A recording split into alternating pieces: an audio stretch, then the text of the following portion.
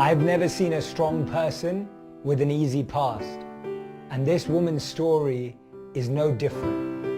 Her journey was failure after failure, rejection after rejection, setback after setback.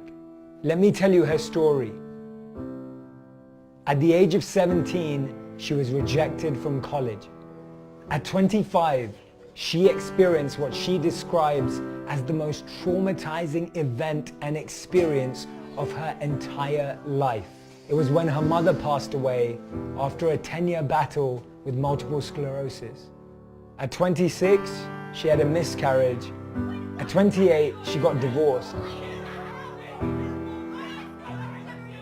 It's been described as breaking up from an abusive relationship, and then she was diagnosed with depression. As you can see, her life so far was not simple or easy, but actually it was quite the opposite. At 29, she was living in a tiny apartment, a single mother living on welfare, jobless and penniless. She said she was as poor as possible without being homeless. In her 2008 Harvard University commencement speech, she said she was the biggest failure she knew. And at 30, after suffering the loss of her mother, after being rejected from college, after being in an abusive relationship, after going through a miscarriage and giving birth and being jobless and penniless in the UK, she wanted to commit suicide.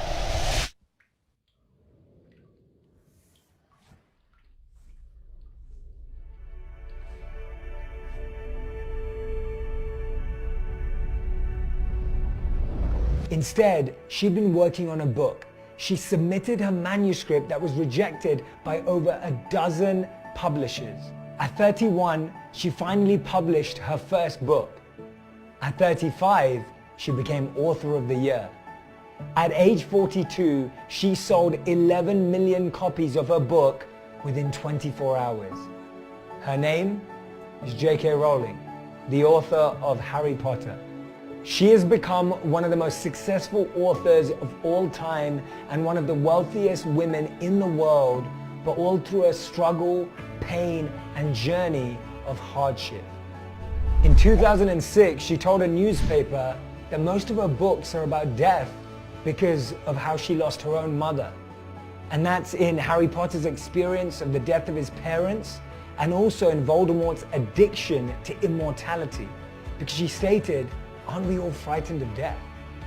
When we think we don't have time to be creative, when we think we feel pressure because of our workplace, we can recognize this incredible example of JK Rowling and how she was able to find creativity even when her life was crumbling.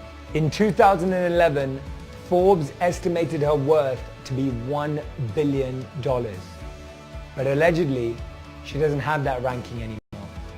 Do you know why? Because she decided to donate a significant amount of her money to charity. This is a lesson for all of us. No one we admire, no one we are inspired by, no one that we take any inspiration from has got to where they are without rejection, without failure, without pain. And remember this changed my life. Any rejection is just redirection.